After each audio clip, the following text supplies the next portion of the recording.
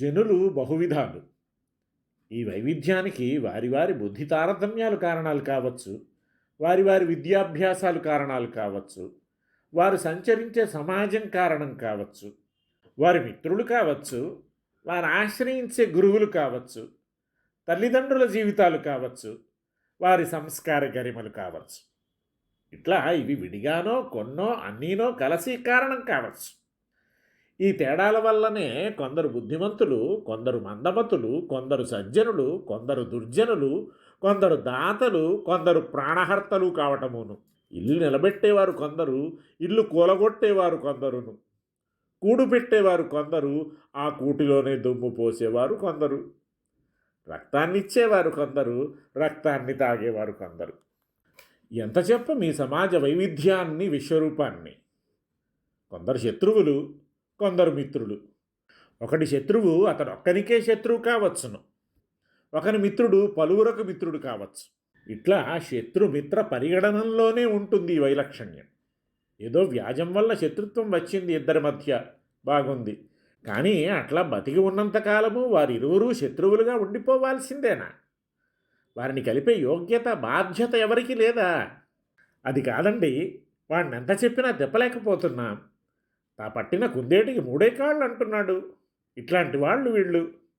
అసలు శత్రుత్వ మిత్రత్వవాదులు ఎట్లా ఏర్పడతాయి? కారణం ఉంటుందా? అవ్యాజంగాన. నిజానికి మైత్రికి కారణాలుండవు, వైరానికి కారణాలుంటే ఉండవచ్చు, ప్రయోజనాలు ఉండవచ్చు. అంచేత మైత్రిలో ఉన్న ఉదారత వైరంలో ఉండదు. ప్రతిదానికి ఆ ఇద్దరు వీధిన పడేట్టు పోట్లాడుకోవటం చాలా అనుదాత్తంగా, అవాంఛనీయంగా కూడా ఉంటాయి కొన్ని సన్నివేశాలు. ఎందుకో పగపెట్టుకుంటాడు ఒకడు, వాడిలాంటి వాడే మరొకడు. వాడితో ఆ మధ్య కాస్త వైమనస్యం వచ్చింది. అప్పుడే మర్చిపోయాడేమో, ఏం బాబాయ్ కులాసానా, సాయంకాలం వచ్చి కలుస్తానంటూ సైకిల్ ఎక్కిపోతాడు. మొదటివాణ్ణి వద్దన్నామా, రెండోవాణ్ణి బొట్టు కాటుగా పెట్టి పిలిచేమా. ఇవన్నీ వారి వ్యక్తిగత సంస్కార ఫలాలు. సంస్కార వైలక్షణ్యాన్ని బట్టి వ్యక్తుల్లో భేదాలుండవచ్చు. వైరివర్గానికే చెందిన ఇరువురిలోని వైరం ఏకరూపంగానూ ఉండకపోవచ్చు. ఇందుకు బోలెడు కారణాలుంటాయి. ఇవన్నీ అట్లా ఉంచి సాధారణంగా మూర్ఖులు, ప్రాజ్ఞులు అని రెండుగా మానవులను వారి వర్తనాన్ని బట్టి, బుద్ధిని బట్టి, శీలగుణాదులను బట్టి వేర్పరిస్తే ఈ రెండు వర్గాల వారిలో వైరం ఎట్లా ఉంటుందో చెబుతున్నాడు. మనుషులు రెండే రకాలు, మూర్ఖులు, ప్రాజ్ఞులు. ఏమీ తెలియని మొండివారు, అన్నీ తెలిసిన నాగరికులు. వారి వైరరేఖల్ని చూపిస్తున్నాడు. పాషాణేష్వివరేఖా మూర్ఖే వైరం దృఢం చిరం భవతి, జలమధ్యేష్వివరేఖా ప్రాజ్ఞేన చిరం భవతి వైరం. ఈ ఇరువురిలో వైరం ఎంత భిన్నంగా ఉంటుందో స్పష్టంగా చెప్తున్నాడు. రాతి మీద గీసిన గీతలా చెరక్కుండా తరక్కుండా ఎన్నేళ్లైనా మూర్ఖులలో వైరం అట్లా నిలచే ఉంటుంది. ప్రాజ్ఞులతో వైరం నీటి రాత లాంటిది, వెంటనే పోతుంది.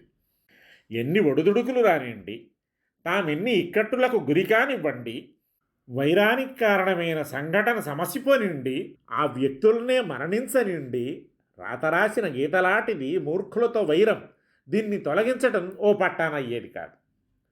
మరి ప్రాజ్ఞులతోటి వైరం నీటి మీద రాత లాంటిది, నీళ్లపై వ్రాస్తూ ఉంటేనే చెరిగిపోయే గీత లాంటిది.